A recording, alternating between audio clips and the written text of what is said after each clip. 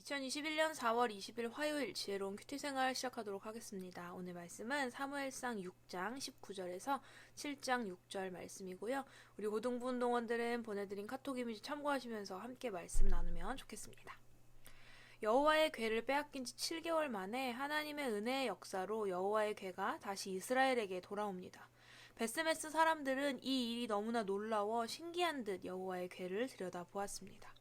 그들이 여호와의 궤를 들여다본 것은 궤가 다시 돌아온 것에 대한 감사와 놀라움이었다기보다는 말 그대로 신기한 구경거리로 여긴 것이었으리라 생각됩니다.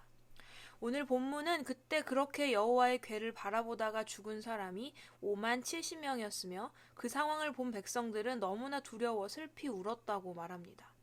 이렇게 갑작스러운 큰 문제가 발생하자 베스메스 사람들은 두려워하며 여호와의 궤를 기럇 여아림으로 보냅니다. 하나님의 백성인 이스라엘이 자신들의 뜻대로 하나님이 정하신 법을 어기고 여호와의 궤를 승리의 수단으로 삼으며 전쟁터로 가져가 어려움을 당한 것으로도 모자라 이제는 여호와의 궤를 그저 신기한 구경거리로 삼고 있습니다. 하나님 보시기에 이 얼마나 답답하고 속상하신 일일까요? 그렇게 옮겨진 여호와의 궤는 기럇 여아림으로 옮겨져 20년 동안 그곳에 머무르게 됩니다. 여호와의 궤가 그곳에 머무르는 동안 이스라엘은 여호와를 사모하는 사람들로 변했습니다. 하나님의 은혜입니다. 사무엘은 그들에게 세 가지를 이야기합니다. 첫째, 하나님께 전심으로 돌아오라. 둘째, 너희 중에 있는 이방신을 제거하라. 셋째, 여호와만 섬기라. 백성들은 사무엘의 이야기에 즉각적으로 반응합니다. 자기 집에 두었던 우상들을 모두 내어버리고 여호와 하나님만을 섬기겠다고 고백합니다. 이런 순종의 모습을 보이는 이스라엘 백성들에게 사무엘은 미스바로 모이라고 명합니다. 그리고 그곳에 모인 이스라엘 백성들은 회개의 기도를 드리기 시작했습니다. 그들은 자신들의 죄를 고백하며 종일 금식합니다. 함께 하나님께 부르짖으며 자기 삶을 차지하고 있었던 욕심들과 죄악들을 내려놓기 시작합니다. 중세 신학과 개신교의 신학의 토대를 제공한 어거스틴은 육체의 정욕, 몸의 감각적인 부분으로부터 오는 것, 식욕, 성욕 등 안목의 자랑, 눈으로 보며 가지게 되는 호기심, 체험하고 싶은 욕구, 발견하고자 하는 욕구 등 이생의 자랑, 사람들에게 사랑받고 인정받고 싶은 욕구 등 이 세 가지가 영혼을 병들게 하는 원인이라고 이야기하였는데 실제로 사람이 이 세 가지를 끊는 것은 무척이나 어려운 일이지만 이 세 가지를 끊어낸다면 그 사람의 삶은 달라질 수 있게 됩니다. 하지만 이 일은 인간 스스로 할 수 있는 것이 아니라 주님이 베풀어 주시는 자비, 은혜로 가능한 일이라고 어거스틴은 말합니다. 그런데 오늘 이 일이 미스바 성회에 모인 사람들에게서 일어났습니다. 주님의 자비와 은혜가 그들에게 어떻게 임할 수 있었던 것일까요? 그들이 자신의 죄악됨을 고백하며 이렇게밖에 살아갈 수 없는 나를 우리를 불쌍히 여겨달라고 기도할 때 가능했습니다. 우리는 오늘 본문 속의 이스라엘 백성들이 언제 회개하고 있는지에 주목해야 합니다. 그들이 여호와를 사모할 때 회개하게 되었습니다. 오늘 내가 회개하지 못하고 있는 이유는 무엇인가요? 내 생각이 옳고 지혜롭고 남들보다 뛰어나다 여기며 누군가를 판단하고 정죄하는 삶을 살아가면서도 회개하지 못하고 있는 이유는 무엇입니까? 하나님보다 더 사랑하는 무언가가 있어서는 아닙니까? 세상은 남들보다 더 많이 가진 지혜로움이 빠릿한 판단력과 통찰력이 세상을 살아가는데 반드시 필요하고 성공할 수 있는 좋은 달란트라고 말할지도 모릅니다. 하지만 우리는 하나님의 백성, 하나님의 사람이기에 세상이 말하는 것들과 다른 방법과 기준으로 살아가야 합니다.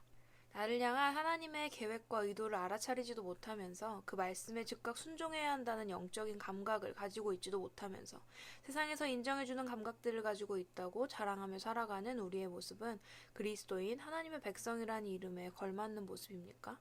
우리의 모습을 보며 하나님은 어떤 마음이 드실까요? 나는 신앙적인 부분들을 잘 지키며 살아가고 있다고 생각하는 사람이 더 많이 철저히 회개해야 합니다. 예수 믿은 지 오래된 사람, 교회 생활이 익숙한 사람일수록 더욱 회개해야 합니다. 내가 지켜온 신앙적인 것들을 내세우며 남들을 정죄하거나 판단하는 일이 많기 때문입니다. 오늘 하나님은 사무엘을 통해 이스라엘에게 말씀하셨듯이 우리에게도 말씀하십니다. 나에게 전심으로 돌아오라. 너희에게 있는 세상의 기준과 나보다 더 의지하는 우상들을 제거하라. 나만을 사랑하고 섬기라고요.